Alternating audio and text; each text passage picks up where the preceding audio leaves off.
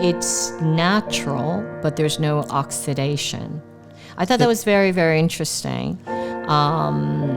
What do you think about her comment? I don't think that natural means that it has to be oxidated. Italian Wine Podcast. Chin Chin with Italian wine people. Welcome to another installment of On the Road Special Edition hosted by Stevie Kim. She has traveled to one of the most beautiful Renaissance villas in Slovenia, where 13 producers from 2 countries have gathered to take part in the Masterclass grand vertical tasting of the Finest Rebula Wines. Listen in and enjoy the conversations on this Slovenian adventure in wine. Welcome to Italian Wine Podcast. My name's Stevie Kim, and this is the special On the Road edition in Brda, B-R-D-A, and we're talking mostly about Rebula, which is really Ribolla Gialla in Italian. So right now, in front of me, we have Kristian Keber. Is that correct? Right. Finally, an easy name. And he's a winemaker from this area. He has a very, very small parcel, 1.7 hectares. Is that exactly, correct? Yeah. Right. And how old are you? I'm 33 years old. 33, year of Jesus. Exactly. They are my last years. Yeah, exactly. Now I have to bring them. Yeah, you have to resurrect or do something miracle. Listen, but Kristian, first of all, I have a bone to pick with you. Do you think you're Angela Guy or something? No, what's going on? You don't have a website. What is going on? I'm too small to have a website. Oh, come on. Nobody is too small to have a website. Probably in the future, but till now I don't need I produce just 3,000 bottles. That is just a small amount to have a website. So you're just drinking the wine by yourself mostly? With some friends, yeah. Yeah, with some friends. All right, invite me. Yeah. I like your wines, by the way. Listen, Kristian, why don't you tell us a little bit about yourself? Yeah. Before you became the age of Jesus Christ, what were you doing? I study enology here in the area in Cividale.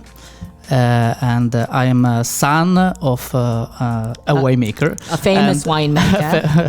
Yeah, and also my grandfather was a winemaker. This is we have 300 years of history of winemaking. That's it? 300 years? Yeah, we came from, our family came from Wien, Austria. Mm-hmm. And then we stopped here in Brda, in Collio.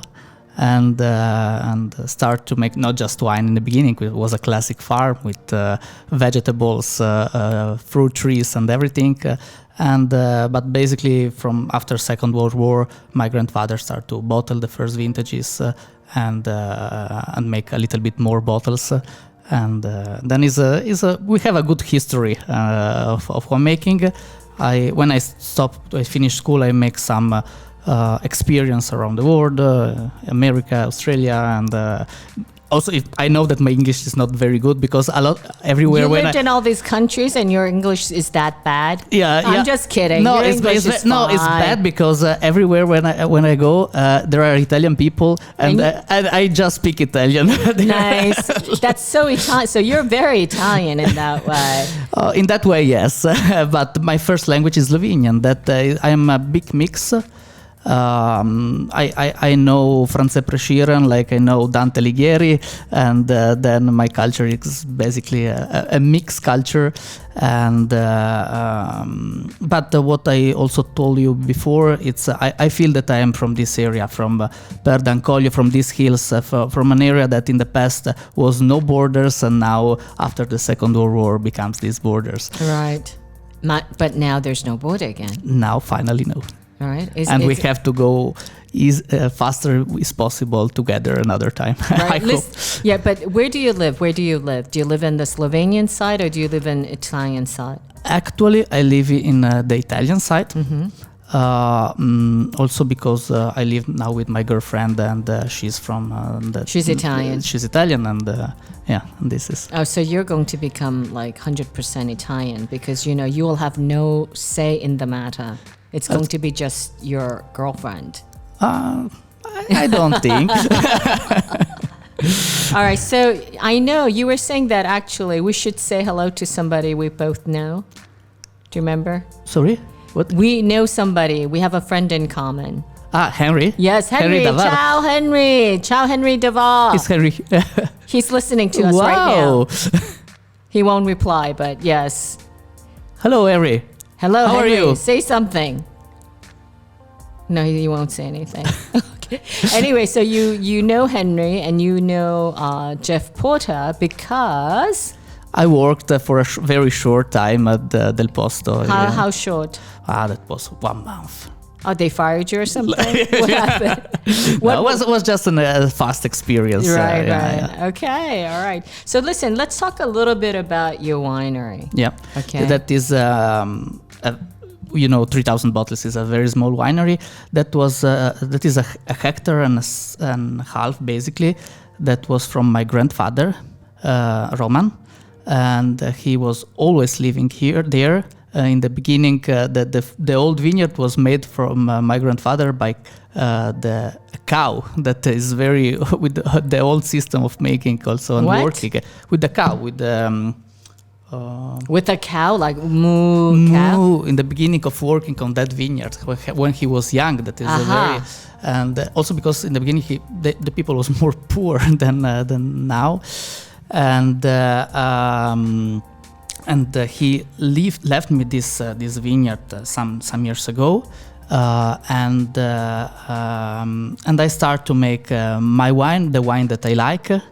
That I start with this maceration wine that with skin contact, and what I decide to do is a blend. Because the history of our area and also history basically of all Europe was blend. It's funny, but also some varieties that now we know like they are pure varieties before phylloxera was just blends. Like Malvasia, like Ribolla. You mean field because blends. the vineyards was full of other varieties, and this becomes for a lot of European varieties that now we call with the name of a grape, but in the past was not just one grape, monovarietal, but was full blends, field blends, basically. Right. And for this reason, I want to also understand the old Rebula, because the old Rebula was a little bit different. And study this and go to this blend and know the classic system of growing, and for this reason, because I think that biodiversity will be also in the future very important on winemaking and wine growing, and then I want to go in this ancestral concept of farming, basically. This is my idea that also in Collio, where I work at my father's, the same concept is from Brda. The differences of the two wineries basically now is not the soil, it's a little bit of the climate, but in the Italian part the wine has more percentual of Tocai, that is now Friulano, and in Brda here it's Rebula, because this is the principal variety of this area. So you are making a small production, right? 3,000 bottles, but this field blend is coming actually from old vines. Yeah, exactly. Right? Yeah. How old are the vines? Some has 40 years, some other has also 80 years old, the oldest one. So I remember one of the producers today during the presentation. He said that this was the last vintage of the old vines, and then he was pulling them out. Did he say something like that? Me, no. No, not you. Your other colleague producer. No, it doesn't matter. Yeah. Because Caroline Gilby, the master of wine, she said this is probably the last vintage that we'll be tasting, since he's pulling out the old vines. Okay. Anyway, it doesn't matter. So you're going to keep your old vines for some time still. Are they're still fertile and they're producing grapes? Yes. 8 years seems very young vines still. Not 8, 80. 80. 80. Yeah, 80. Yeah. That's not so young. No, I told you. Yeah. Seems very young. Yeah. So, tell me about your winemaking technique. Yeah, Because we've tasted. How many wines did we taste this morning in the masterclass? I think we've tasted 40. Yeah, 14? something like that. Yeah, 40. yeah. And your wine was the very last wine. Yeah, Why was that the very last wine of the very last flight? But that was the last one. Also because it was the only one that has not a pure 100% Rebula, and that is right. That was at the end also to feel that is something different. But it's also a macerated wine that means that has a big structure, big importance, and that in a good risk situation that they put it at the last part of the flight. I make a 1 month maceration on the skin and also on the stalks because now it's some years that I work with the whole bunch that the fermentation is made all the interiors grape because makes in the beginning a small carbonic fermentation inside and then I slowly broke the essence that makes fermentation all the liquid is possible, and that at the end of fermentation I press everything, and this stays for 2 years in the wood barrels to make more round the tannins, and after. But is this technically semi-carbonic? It's No. semi-carbonic, right? Yeah, okay. It's a semi-carbonic fermentation. I start with a small amount of this in the beginning, and then I feel that the aromatics are better. And also in the mouth is not a classic maceration that is very large, but becomes a little bit more longer wine. Seems more acidic. Also, if it's not more acidic with the percentual of pH or acidity, but is a longer wine, a little bit more bitter. Right. Basically I like this bitterness and that and this situation also because it's a little bit more equilibrated, because you have the beginning that maceration make the larger part, then the bitterness, then the tannin, and then the acidity. That is everything together in a It's multi-layered. cylinder. I don't know what is difficult to speak about this. Just know without a glass of wine in front of You us. have a glass of wine in front of you. This is of a neighbor. Oh, okay. I drink the The neighbor's wine. Exactly. Yeah. So, so the structure of the wine. First of all, Carolyn Gilby, the master of wine, who was leading the tasting today. Yeah. She kept on repeating this concept, and in particular to your wine, it's natural, but there's no oxidation. I thought that was very, very interesting. What do you think about her comment? I don't think that natural means that has to be oxidated wine, but I guess because a lot of the people do think like natural wine is associated with, just everything, let it being natural and be fully exposed to oxygen too. Yeah, I think that it's made like a natural wine because I have a very small amount of sulfur just at the end that is made like a very small quantity. And but the interesting thing is that I don't have this big color because it's not a very big extraction during the maceration. And for this reason, the wine is an orange wine, but has also some green and yellow color parts. It's like more a Pompelmo style. Grapefruit. Grapefruit, right.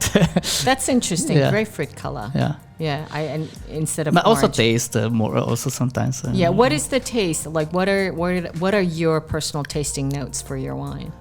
I think that this will be okay. Grapefruit and apricot. That is also classic for maceration. And I'm not very expert for explanation about flavors and tastes, but and then every vintage has also his particular changing flavors and tastings. Yeah. So let me read you Carolyn Gilby's tasting notes. So she said, intriguing natural wine from a field blend of 40 to 80-year-old vines with the majority of Ribolla. But in fact, Ribolla is only 50%, right? Exactly. And then Zeleni Sauvignon. What is that? This is in the old Tocai Friulano, or now in Friuli Friulano, or Sauvignon Vert. These are all names from this variety. Even Zeleni Sauvignon. So Exactly. why did you have to put Zeleni Sauvignon? Because the local variety Because it's not like Friulano, you can call just in Friuli Venezia Giulia. And the other places in the world, you can't use this name. And then you can use Zeleni Sauvignon or Sauvignon Vert or Yacotte. And these are all the names from And then Malvasia 10%. And this Malvasia Istriana. Yeah. Malvasia Istriana. Yeah. And then she wrote, it was fermented naturally in cement tanks with skins and stalks. Yeah. Stalks, do you mean the stems? Stems, yeah. Stems. For a month, then aged in large neutral oak for 2 years. So how big are your... 7 hectoliters and a half. Okay, so... There is a classic big barrel for our area that was called Stretin and was the classic for small wineries. Just the nobility has very big one, and usually this small now are oak, but in the past was a cherry or some other trees, because was a little bit so expensive to have this. And this was the classic from this area, the hectoliters for this area. And then she continues, it's rich amber and slightly cloudy with a complex bouquet of apricot, honeysuckle, and bitter orange pith, and a hint of wild herbs. What kind of herbs is she talking about? Wild herbs. I have to ask her. No, but what about you? Like, are there any herbs in your? But basically, it's a little bit of a greener part that derives from basically from the part of the Tocai Friulano variety that brings a little bit more this greener part. Right.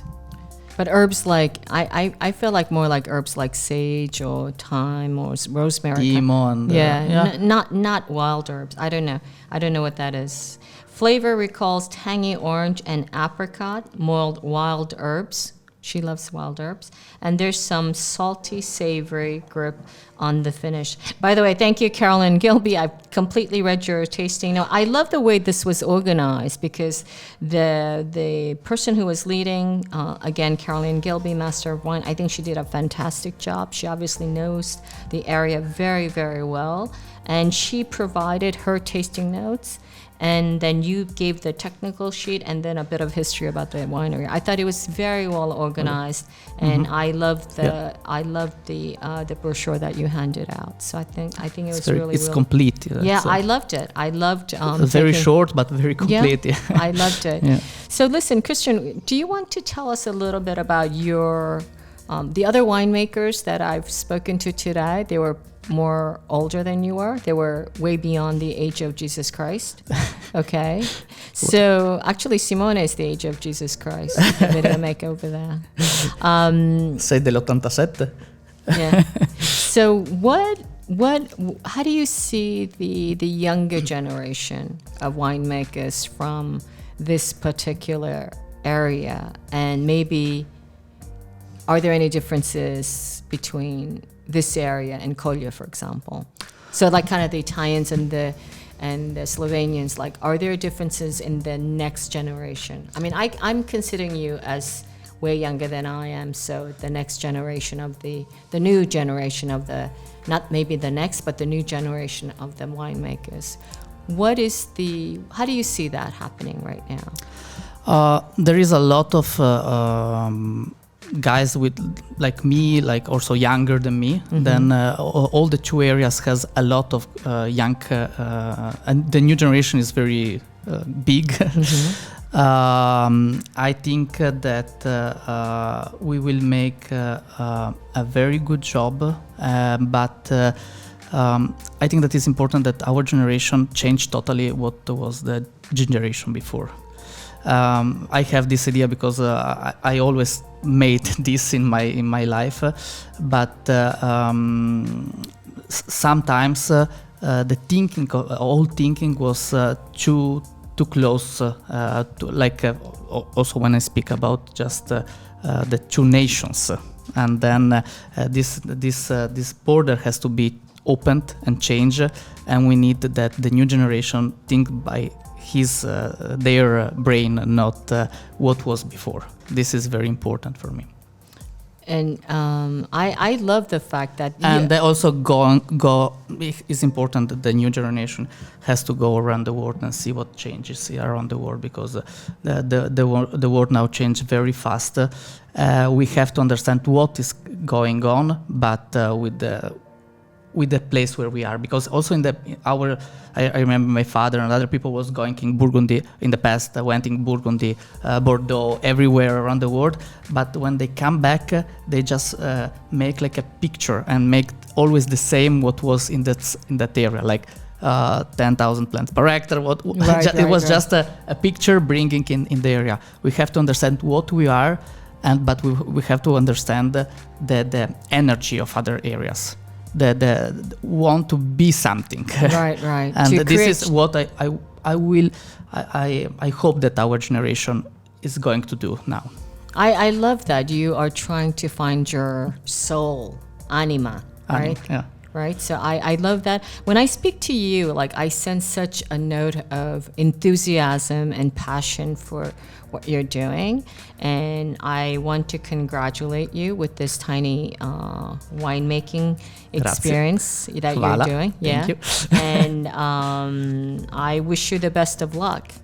And thank you so much for sharing your wine today with us. And of course, you have a big support from your family, your father, the legacy, and all of that good stuff. But still, I think what you said just now is really important, that the younger generation still has to travel, see other places, work in other places, even if it's just for 1 month, right?